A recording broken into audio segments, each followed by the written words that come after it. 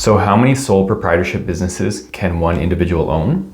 Well, a sole proprietorship business, that's just a human individual engaging in business. So the sole proprietor is the individual, and there are no limitations or restrictions on how many businesses a sole proprietor can have and operate.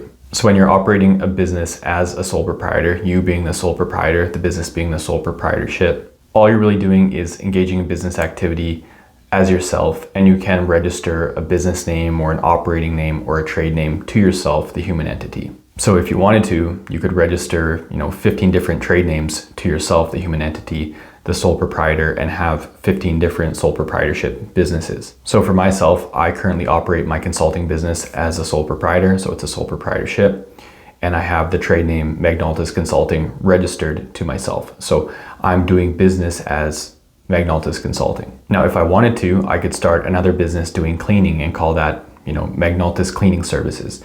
And I could start a photography business and also register that name as Magnaltus Photography or whatever name I want to go with.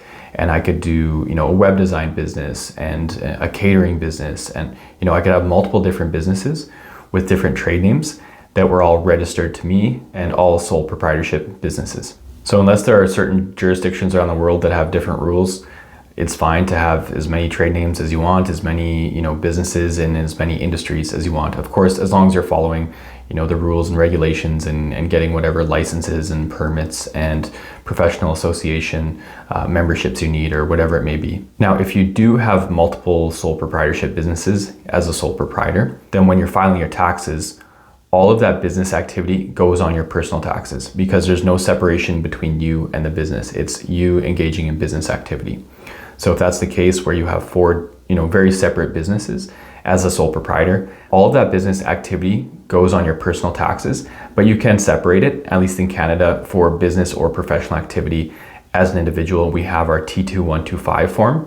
So if you have those four different businesses, you would want to fill out four different T2125 forms. And now when it comes to sales tax, at least in Canada for GST, you're just given one GST number per human entity, per sole proprietor, or per corporation.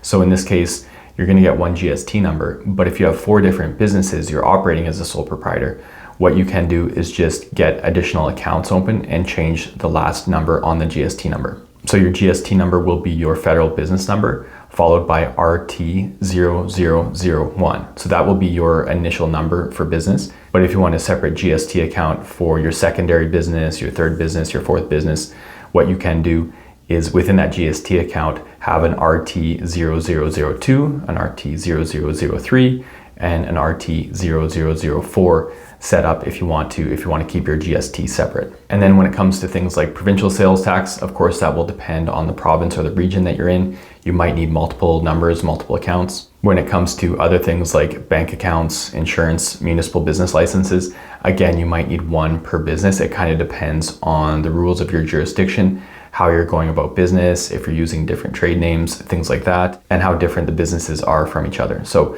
really does depend case by case, but yes, you can have multiple different sole proprietorship businesses. So hopefully this video was helpful. If so, please click like and feel free to subscribe to my YouTube channel here, where I currently have over 260 videos that cover business startup and business management topics. And if you have any questions on those topics, feel free to leave a comment in the comment section below and I will either respond to it there or create a new video for it.